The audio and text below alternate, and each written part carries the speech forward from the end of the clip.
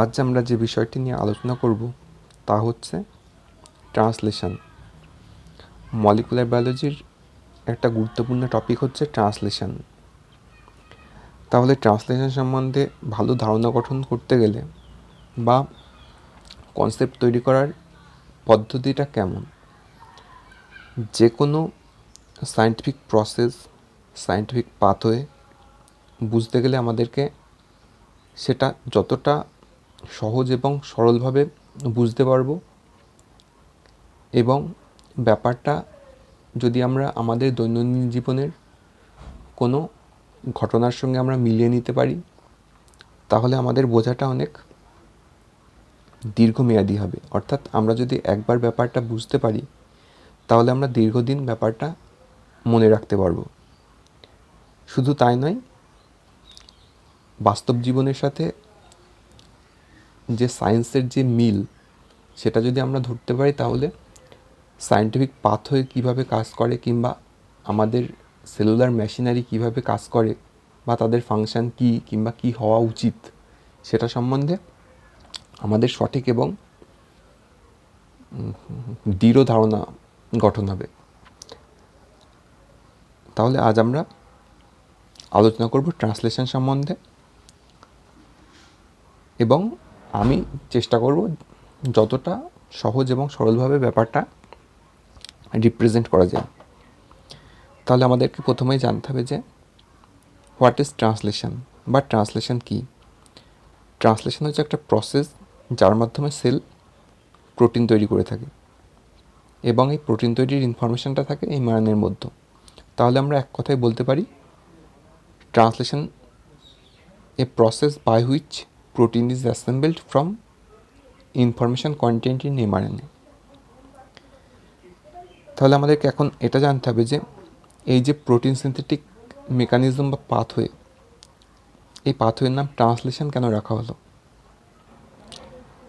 এটা আমরা বোঝার জন্য আমরা আমাদের ছোটোবেলার এক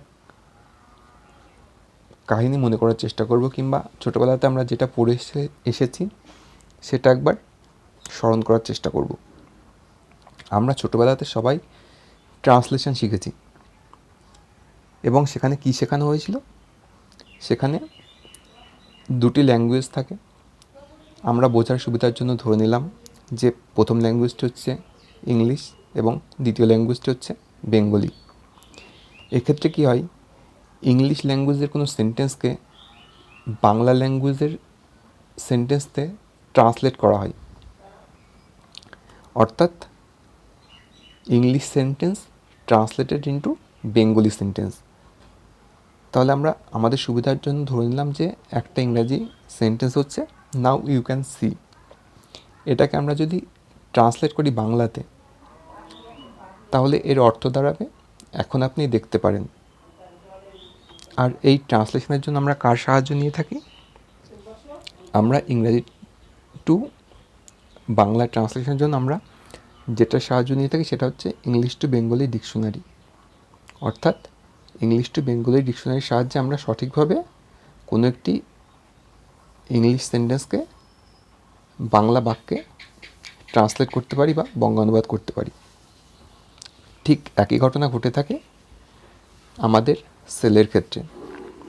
সেলও ল্যাঙ্গুয়েজকে কনভার্ট করার চেষ্টা করে বা কনভার্ট করে, আর সেই প্রক্রিয়াটির নামই হচ্ছে ট্রান্সলেশন।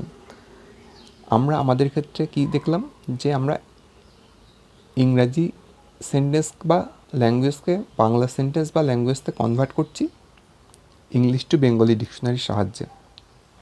সেলের মধ্যে এমন কোনো ইংলিশ কিংবা বেঙ্গলি ল্যাঙ্গুয়েজ থাকে না, তাদের ক্ষেত্রে তাদের নিজেদের মতন একটা ল্যাঙ্গুয়েজ থাকে।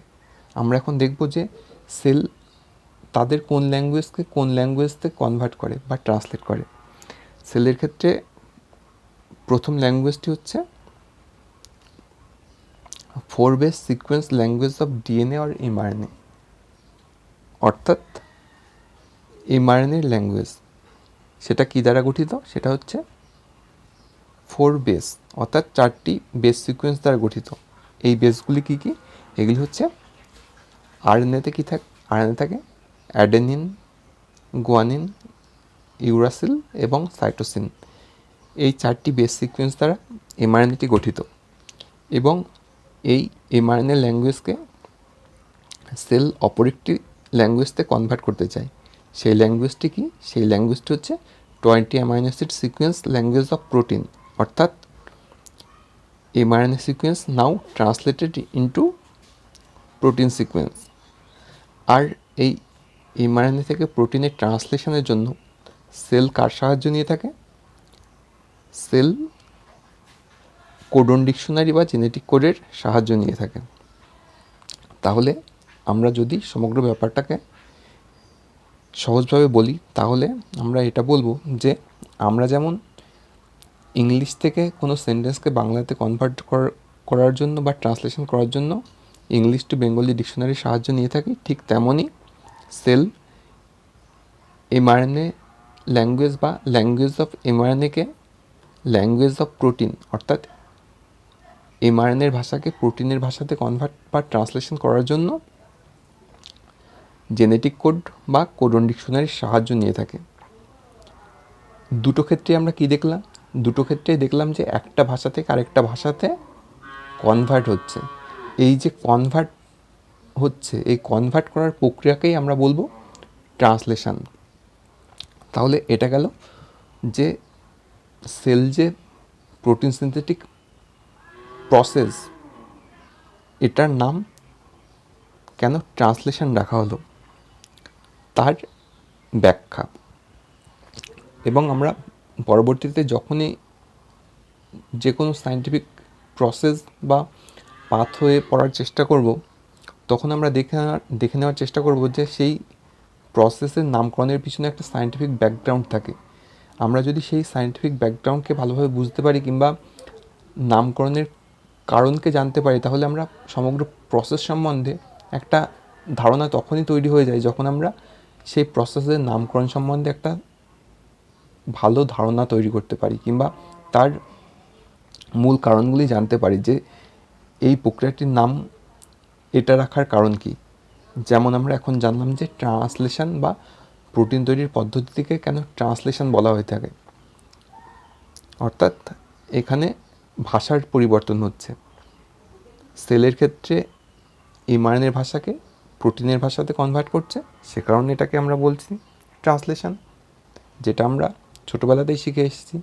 যেটা আমরা যখন ক্লাস 3-4 পড়তাম তখন আমরা এটা দেখেছি যে আমরা একটা ল্যাঙ্গুয়েজ থেকে আরেকটা ল্যাঙ্গুয়েজে কনভার্ট করছি। এই কনভার্ট করার প্রক্রিয়া ছিল ট্রান্সলেশন।